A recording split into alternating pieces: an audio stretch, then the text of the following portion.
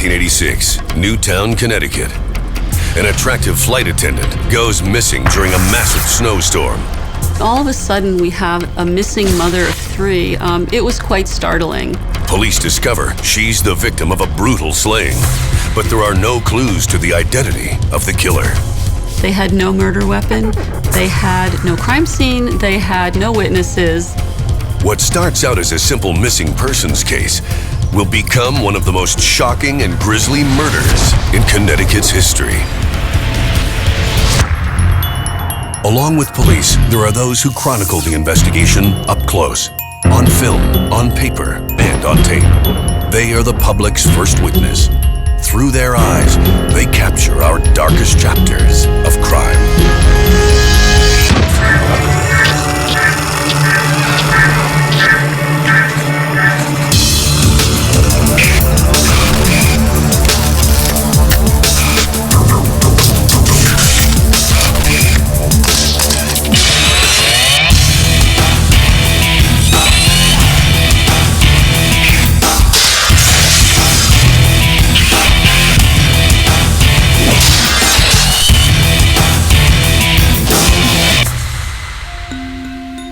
November 1986, Newtown, Connecticut. This peaceful New England town is called home by the many commuters who prefer to live away from the hustle and bustle of New York City. Newtown, Connecticut in the 1980s was a very quiet community, very rural. It's hilly, it's wooded, it has lakes and streams, open meadows. It's a great place to live. It had wonderful schools, nice atmosphere, very safe place for you to raise your family. Very quiet.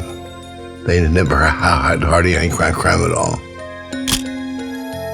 Predominantly, the biggest crimes were property crimes, probably house burglaries, daytime house burglaries. There were some burglaries in houses, but other than that, there hadn't been any murder in Newtown, Connecticut since 1975. Most of the residents in the bedroom community enjoy a comfortable and privileged lifestyle. People live there are professional, so many of them have nannies or servants, and they all commute. One of those commuters is Helle Crafts. Helle Crafts is a 39-year-old airline flight attendant. She worked for Pan American Airlines, married to a pilot, Richard Crafts. She was your typical working mother in the 1980s who wanted to have it all. The family, the career, the lovely house, the wonderful husband. The couple first met in 1969 at an airline convention in Miami. After 6 years of dating, Richard and Helle Crafts marry and settle into the quiet New England community of Newtown, Connecticut to start a family. Looks like a perfect marriage. Richard very active in community affair. He also a part-time police officer in a local police department, and he also goes to school, talk to the kids. His job as an auxiliary policeman in Newtown would have been to check vacant houses, people were on vacation, do non-traditional law enforcement work, direct traffic, if needed, assist at motor vehicle accident scenes. Helle is very nice or warm individual, and all the neighbors and community like her very much.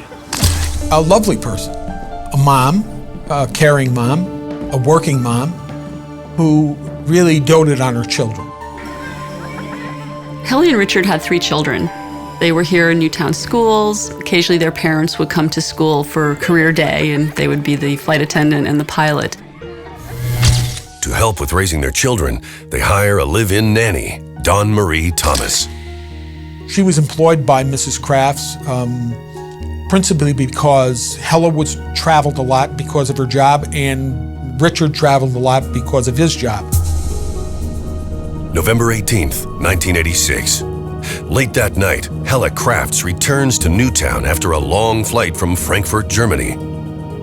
She arrived at JFK Airport, and then her and another flight attendant drove back to Helle's house. According to fellow flight attendants, Helle is excited to be home for Thanksgiving.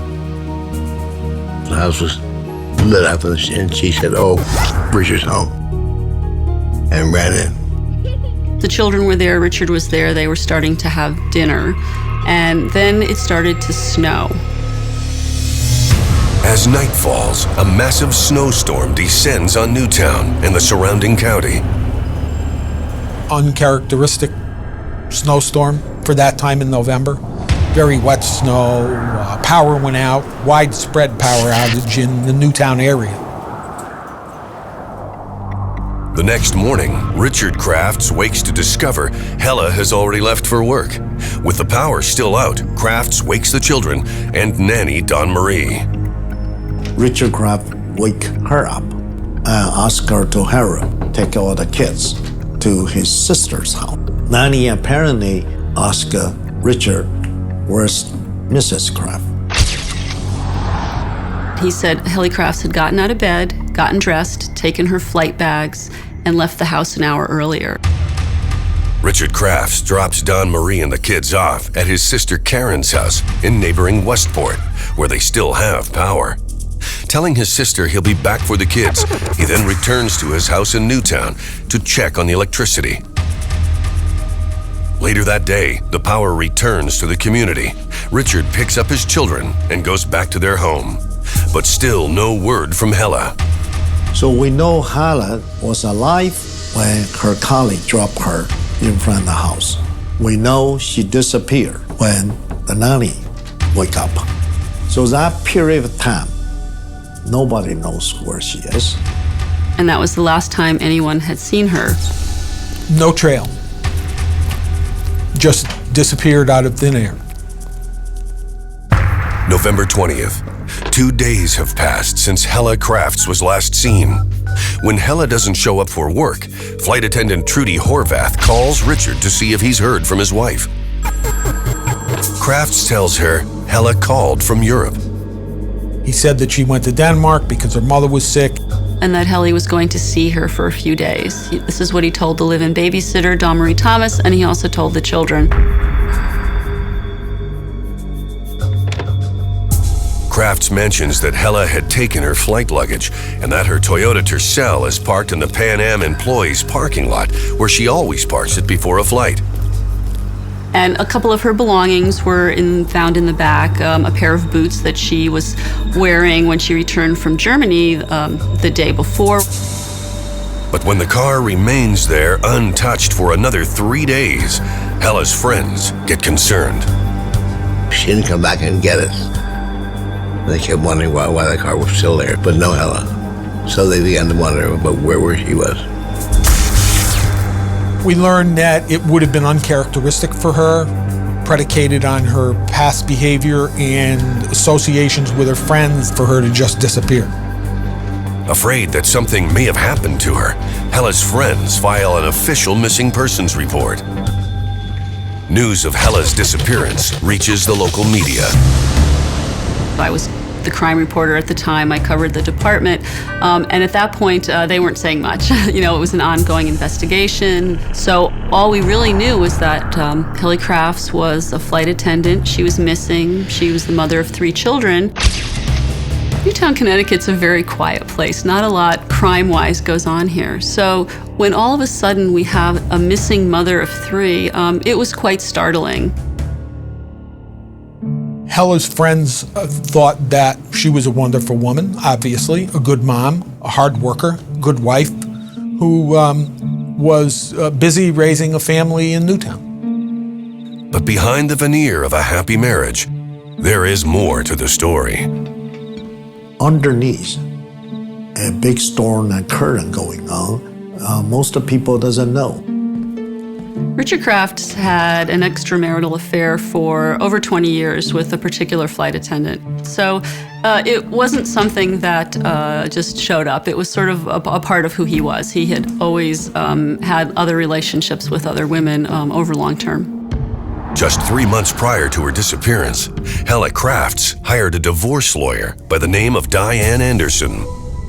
It was at the urging of Diane Anderson for Helle to hire a private investigator to help her document the fact that Richard was in fact having an affair. Anderson puts Helle onto a private investigator by the name of Keith Mayo. Mayo agrees to trail Richard Crafts to catch him in the act. He's apparently followed Richard and took some civilian photograph, saw Richard and some other lady, so he gives those photographs to Helle. Devastated by the photographs, Helle decides to serve Richard with divorce papers. Crafts refuses to accept the divorce. But he did not allow the sheriff to serve him with divorce papers. He kept making excuses, made an appointment to be served the papers, and then didn't show up. So, he wasn't making it really easy for her. So obviously there was, some issue with not wanting to get divorced. He was concerned that he wouldn't see his children. Helle is also worried about their children. She agrees to discuss the divorce with Richard when she returns from Frankfurt. But what actually does happen when Helle returns will become one of the most shocking crimes in Connecticut's history. 1986, Newtown, Connecticut. Flight attendant Helle Crafts goes missing during a massive snowstorm. A week has passed since anyone has seen or heard from Helle, and her friends begin to suspect the worst. Helle disappeared under strange circumstances. They didn't want to believe that she wasn't alive, but nonetheless, the disappearance was under very mysterious circumstances. Helle's husband, Richard Crafts, tells her friend she is safely in Denmark, visiting her sick mother.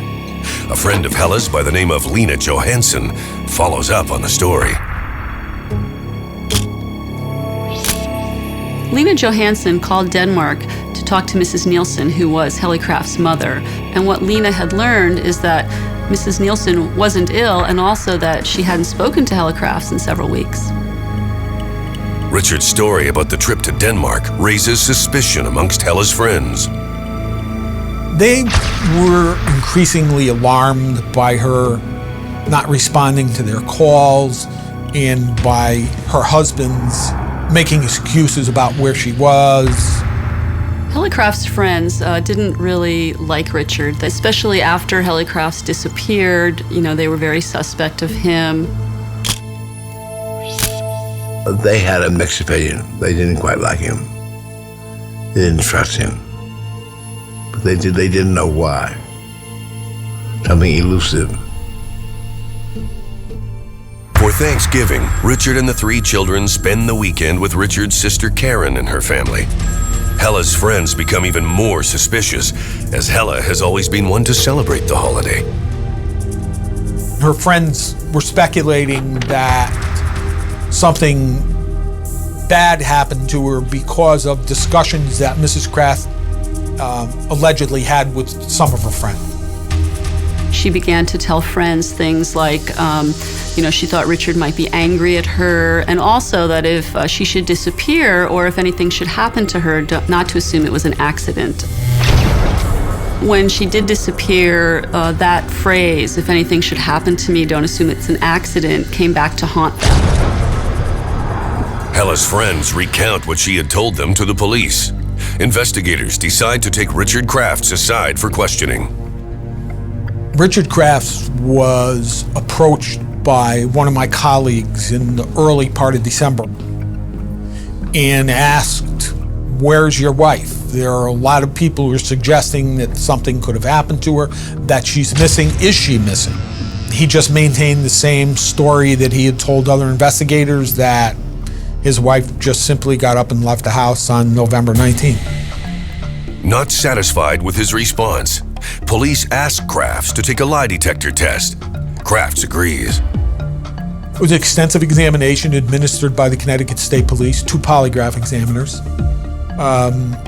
It probably took between 2 to 3 hours, and they asked him questions relative to the disappearance of his wife. He passed the polygraph test with no deception, according to the polygraph examiners. I talked to the 2 examiners after. They told me that they were pretty sure that he didn't know the whereabouts of his wife, and they suggested that we look in other directions. Although he passes the polygraph, Crafts admits that he made up the story about Helle going to visit her sick mother.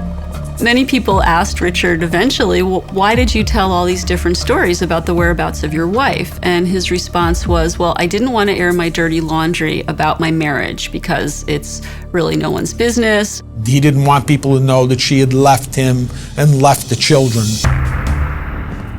With Richard Crafts cleared as a possible suspect, the Newtown police broaden the scope of the investigation. State police are brought in, along with the Chief of Forensic Laboratories, Dr. Henry Lee. I was the chief criminalist for the state of Connecticut. I was contacted. The forensic laboratory got involved in assisting investigation. So the case now, we have a task force to work on the case.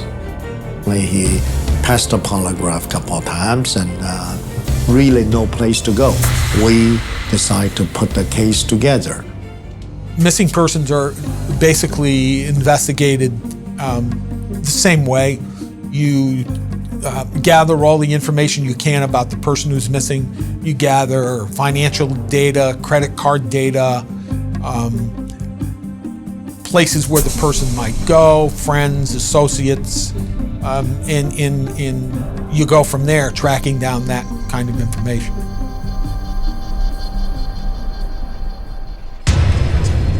Two weeks have passed since Helle was last seen alive. Investigators work hard, following leads and gathering clues.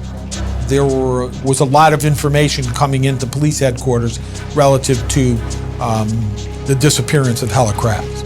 There were extensive interviews done with Helle's friends and family, either by myself or the other investigators who were working the case. And they also started interviewing neighbors, looking into financial records to see if Helle's credit card had been used anywhere, if she'd been making any phone calls. Back then in the 1980s, we had those calling cards, so see if there was any activity on those, and there was no activity for Helle Crafts.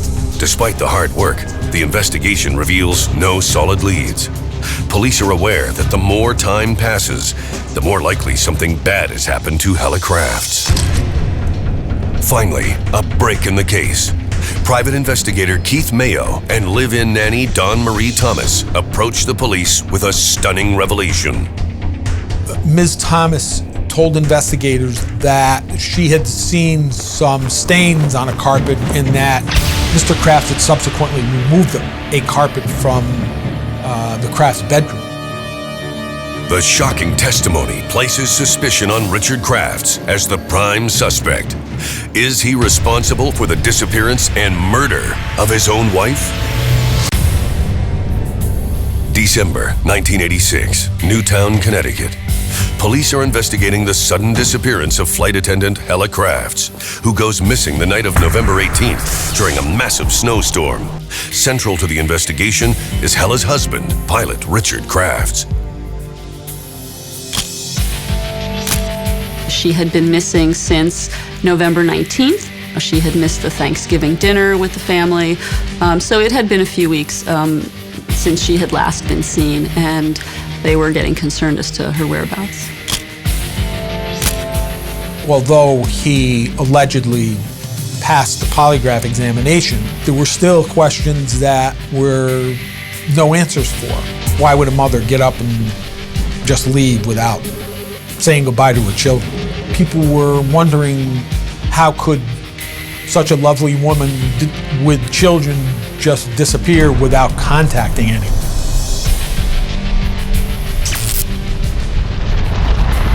Dawn Marie Thomas, the Crafts' live-in nanny, comes forward with startling news of having seen dark stains on the couple's bedroom carpet that Richard Crafts later removed.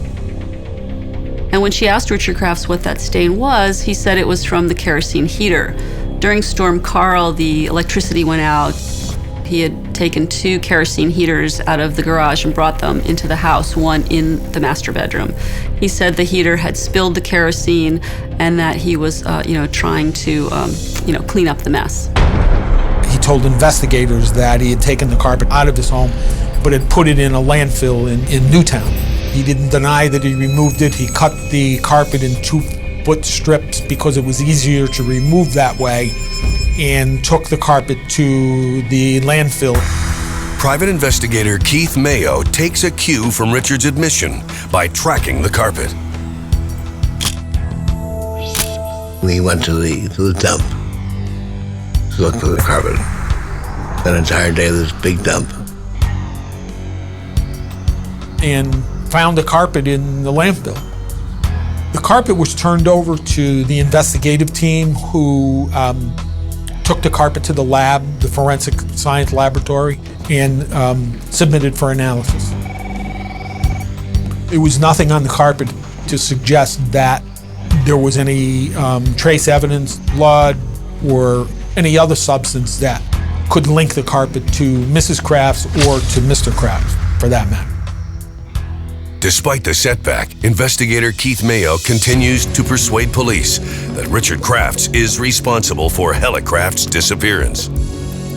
He was insistent that Richard had killed his wife and that the police should do something about it immediately. Once he got involved in it, he wouldn't give up. He felt the main reason the cops pursued it. He was the reason that this case got going. Police focused their investigation on Crafts' financial records.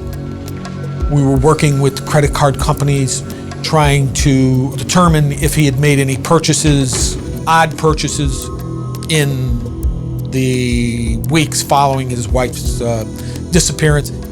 The first thing that Newtown police found was that he had charged some bedding to a Caldors in Brookfield. He had bought some pillows and a new comforter, which was kind of unusual. He did it the day after the storm, so that was kind of odd.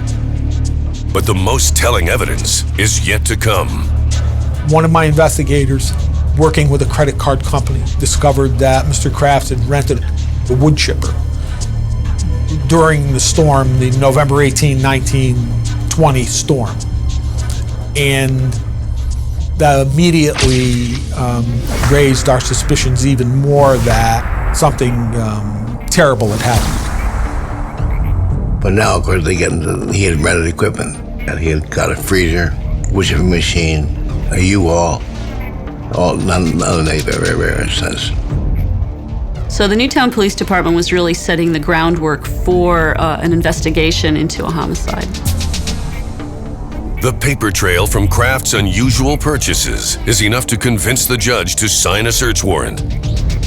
As the bedding factored in, as the wood chipper factored in, building the probable cause for the search warrant was moving ahead. December 25th, Christmas Day. With Richard Crafts on holiday in Florida with the 3 children, investigators make their move on the Crafts residence. The reason we pick Christmas time, we don't want to embarrass, the kids, make them feel bad, and they already suffer through loss of mother, and also we don't want the neighbor, I tell the detective, let's play low-key. Police arrive to discover the house in disarray. Carpets had been torn up. Furniture was all askew in different bedrooms. They found some things that had been burned in the fireplace. It wasn't what you'd expect to find in a family home. So we found 2 single bed frame. One from the kids' room, one from another spare room. Then we found a king-size mattress was put on the side. I was able to put it back. When we put it back, we found some blood spatter on the mattress. Near the end where the babysitter noticed have some dark stain. Immediately, investigators take a sample from the blood-stained mattress to the lab for forensic analysis. The types of forensic tests that Dr. Lee and his team would have done in the house might have included a presumptive test for blood, especially the blood splattering that they found on the mattress. They would also look for blood in places like down the drains, in a tub or a sink. They would use luminol on the walls to see if there was blood splatter there as well. These kind of tests were still up and coming back then, 20 years ago. Early days in that time, DNA technology wasn't mature yet. However, we can tell that's male blood or female blood. through DNA analysis, we was able to prove those are female. They knew it was an O type. They knew that Helle Crafts had O blood. What we recovered in the bedroom, the matches alone, give us a clue something have to have a medium force, impact force to get those spatter, to produce those spatter. So when that hit will produce some spatter, got under this corner of the bed. With the search complete, police take stock of their case against Richard Crafts. Despite the growing list of physical evidence, investigators are facing an enormous challenge. The police didn't have a lot to go on. Their sole motive was that Helle had wanted a divorce as far as Richard was concerned. They had no murder weapon. They had no crime scene. They had no witnesses. And no sign of the victim. When Helle Crafts first disappeared, we think have all 3-4 possibility. First, run away. Second, kidnapped. Third, some accident happened. Fourth, she been murdered. If she was murdered, where's the body? When we search their house, we look at the refrigerator, we even look at the septic tank, every place. We did not find her body. As more time passes and with no sign of the victim, local residents begin to fear the worst. The Newtown community really wanted Mrs. Crafts to reappear. It was a bedroom community and murders just didn't happen there. December 29th, a break in the case. A snowplow driver by the name of Joseph Hine comes forward with news that he had seen a mysterious figure alone on a bridge the night of November 19th. Mr. Hine saw a man in the middle of a storm. It was very strange. He saw a wood chipping machine on the bridge over Housatonic River. And Richard Crafts was working. Joseph Hine's testimony places Richard Crafts as the #1 person of interest in the disappearance of Helle Crafts. It also places him at the scene of a horrific crime. December 1986, Newtown, Connecticut. Snowplow operator Joseph Hine tells police he had seen Richard Crafts operating a wood chipper on a bridge during the snowstorm of November 19th, the night his wife Helle Crafts mysteriously disappeared. It was either very late at night or early in the morning. Just no one was out. There was no power. The only vehicles out were highway department vehicles. You would have taken your life in your hands going in. So that's why it was very strange. Hine is convinced that the man with the wood chipper is Richard Crafts. Hine even said Mr. Crafts, as Mr. Hine's plow approached Mr. Crafts, just motioned for Mr. Hine to go around him. He found Crafts the wood chipper again toward dawn. He was still working. This Hine found this very suspicious. Mr. Hine's story was very important because it put Mr. Crafts on the steel bridge. Hine tells police that Crafts was pointing the wood chipper towards Lake Zor, below the bridge. We want to know where's the body. Through the witness statement, we think the most likely place is the Lake Zor. Right away, the investigators jump into action. They brought in the Major Crime Squad van and they started to sift through all these piles of wood chips that they had found along the edge of Lake Zor. They had erected a tent village where people from the Major Crime Squad were working and sifting through the leafy mud. Local media gets wind of the discovery. I had gone down to Lake Zor early on in the investigation. It was interesting to watch because they were working furiously. You stand there for 5-10 hours, complete frozen, looking for clue Took us days and days and in this cold weather. The hard work pays off for Dr. Lee and the rest of the state police forensic team. We found 56 little bone chips, 2,660 hairs. We found the tooth. That tooth have special dental work. In addition, we found a dental crown. We found half of the toenail and part of the finger. Less than 3 ounces of human material. That's how we put the case together and to prove, first of all, a person missing. That's the remains of a person. Investigators have enough evidence to solve the mystery of what happened to Helle Crafts. Now, for the first time, they had a body. Now we can positively say Helle Crafts was murdered. A careful examination of the bone fragments reveals how Helle Crafts' killer disposed of her remains. When we study those bone chips, we just can't come up with an ordinary instrument can produce that kind of chips. Only the commercial wood chipper. At the lab, Dr. Lee and his team analyze each and every item gathered at the crime scene. We was able to compare these two sources hair, hair from the hairbrush and the hair from the riverbank. The hair, when we look at it, had been bleached and dyed. That 2,660 hair found in the riverbank, it's also bleached and dyed. Have a traumatic stress on the hair, which means this hair went through the wood chipper. Investigators continue to comb the surrounding shoreline of Lake Zor for more evidence. There was shredded mail found in the vicinity where Mr. Hine had seen Mr. Crafts. And the mail happened to be correspondence from Mrs. Crafts' mother. We found some fabric. It's blue-green. According to the babysitter, that's her favorite nightgown.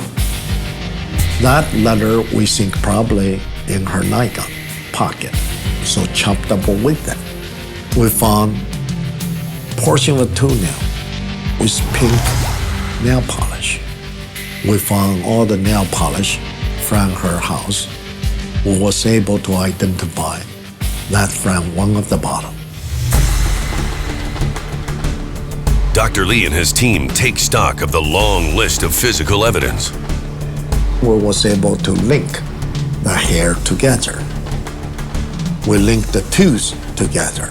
We linked the bone together. That was able to link the wood chips together. At the crime scene, police divers make a crucial discovery at the bottom of Lake Zor. This diving team found a chainsaw. When the divers brought the saw to the surface, it was later examined by forensic people. I think there was human tissue on the chainsaw. But on the chainsaw, inside the motor area, have a lot of grease. All those grease really helping us, all those debris, the bone chips, tissue, hair, fiber, all stick on the grease. Although the serial number has been removed, police are able to restore it and trace the chainsaw to its point of sale. To Newtown chainsaw store. We talked to the owner. He said, I have a receipt in the shoebox. These are $499 for that chainsaw. Richard Crafts on it. The serial number, E5921616. Always remember, because when I found that number, it's the excitement you found this clue. That clue link this chainsaw to Richard Crafts. It's a major breakthrough.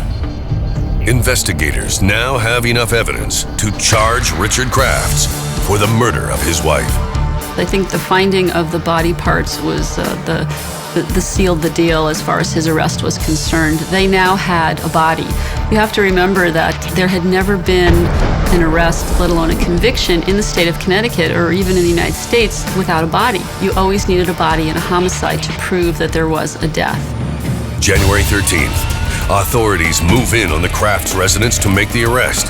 Police must exercise extreme caution.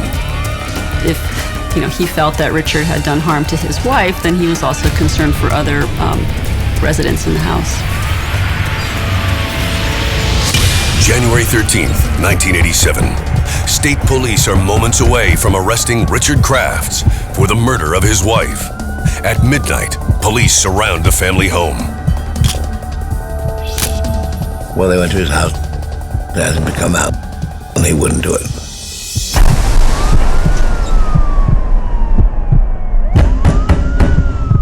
Half an hour passes. Police know Crafts' 3 young children are in the house with him. It is critical that they avoid a confrontation.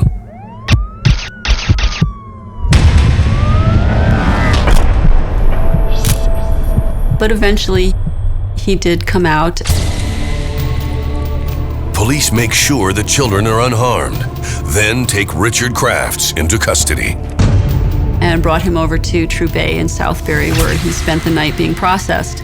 And then in the morning, they took him over to the Danbury Superior Court for his arraignment. News of the arrest spreads quickly to the community and to the rest of the world. Back in the 1980s, it wasn't the 24/7 news machine that we have today. There was no Fox News Channel or CNN. And this case really sparked that kind of coverage here in Connecticut. So when it finally broke and Richard was arrested, the media descended on Newtown, Connecticut from all over the world, from Denmark, from New York City, from all over Connecticut. And it was just this huge media circus. A trial date is set for nearby New London. I think that every major newspaper and probably some minor publications in Connecticut covered the trial pretty thoroughly. The prosecution has an enormous amount of evidence to present. This is the most lengthy investigation we ever conducted at that time. A lot of physical evidence. DNA, typing, look grouping, hair comparison, tool mark comparison, fabric comparison, handwriting analysis. I think I testified for 6 days consecutively because this case I did a lot of investigation, a lot of laboratory work, and a lot of reconstruction. The first trial took 4.5 months. There were hundreds of witnesses, almost thousands of pieces of evidence and documents that were put into evidence. And it was very painstakingly presented. There was just so much going on, but it started to drag on. It really was a long drain. 4 months into the lengthy proceedings, the trial is suddenly thrown into crisis. It went into 17 days of deliberations, which was also the longest in state history. One juror refused to deliberate anymore because he was voting for an acquittal. And as far as he was concerned, nothing was going to change his mind. Tonight, he had apparently had it. At dinner time saying of the jury room, "I'm out of there and I'm not going back in there." He said he would not enter unless carried in. The judge hearing the case is forced to declare a mistrial. A second trial is ordered in the town of Norwalk, Connecticut, far from Newtown, to avoid a jury being prejudiced by the glare of the media spotlight. There were TV stations there, obviously, with their cameras rolling. There were radio stations. There were a lot of newspaper reporters from all over the state of Connecticut. There wasn't a lot of independent thinking, I think, among the media. I feel that they were all out to, get Richard, and he was guilty, and they were just going to present that side of the story. September 7th, 1989. The second trial goes ahead without interruption. Despite the overwhelming list of evidence against Richard Crafts, the prosecution is facing an enormous challenge. The reconstruction of the murder of Helle Crafts was really difficult because there was no crime scene, there was no murder weapon, there were no witnesses. So it was pure speculation on the part of the prosecution as to what really happened. Prosecuting attorney Walter Flanagan recreates the crime for the jury. Helle returned from her trip either that night or early the next morning. Helle and Richard argued, probably over the pending divorce. Richard assaulted her in the house, probably killed her in the house.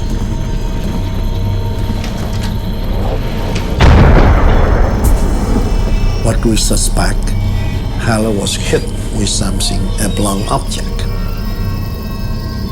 Richard is pretty strong. He hit her in the head with a hammer and then wrapped in the carpet.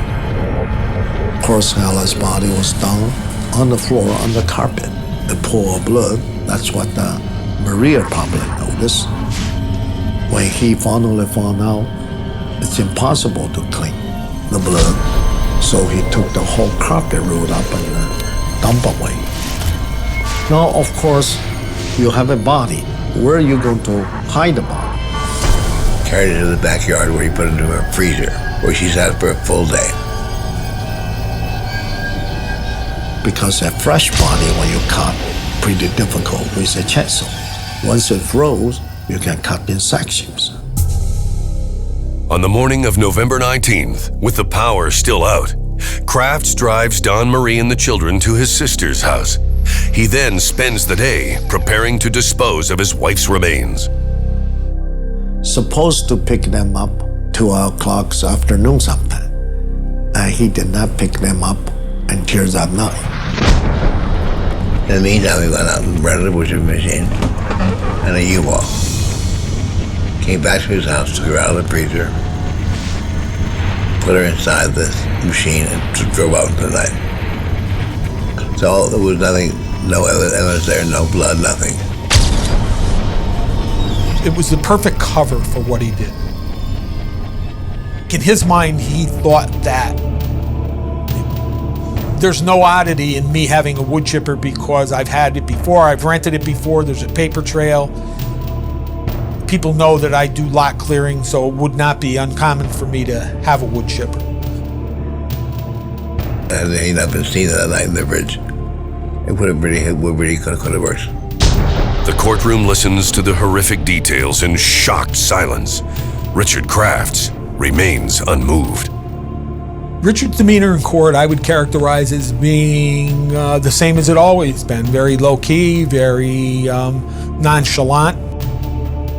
And he was cool during the whole thing. Never showed any emotion. After less than 3 days of deliberation, the jury reaches a verdict. And the second time, the jury found him guilty. He showed no reaction whatever. Not a smile, not a frown, nothing, just sat there. Just same way as he always was. Very calm, cool, and collected. November 20th, 1989. Richard Crafts is found guilty of murder in the first degree. Richard Crafts was sentenced to 50 years in prison, and at the time in the state of Connecticut, there was no allowance for paroles. 3 years after the disappearance of Helle Crafts, the community reacts to the news of the guilty verdict.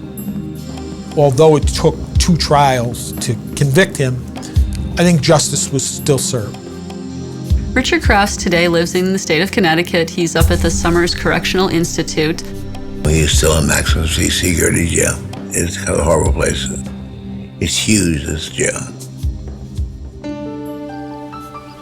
The case will have a lasting impact on the residents of Newtown and on all those who worked so hard to bring justice to the name and memory of Helle Crafts. The Richard Crafts murder trial was a case of a lifetime for a journalist. It was high profile, it was groundbreaking, it was historic. And as a young journalist, for me, it was a wonderful opportunity to really, do some great work, journalistically speaking. I tried really hard to be very objective and to present both sides, which, is difficult in an intricate case like this. It also shows us the value of scientific evidence. Even little tiny trace evidence, a single hair, can give us a story. Work on almost 8,000 major cases. This is a case I always remember. I think I remember what everyone else remembers, is that how could anybody murder your wife and put her through a wood chip? It's just unbelievable. And what always pops into my mind about this case is a snowstorm in a beautiful small New England community, and all spoiled by a murder.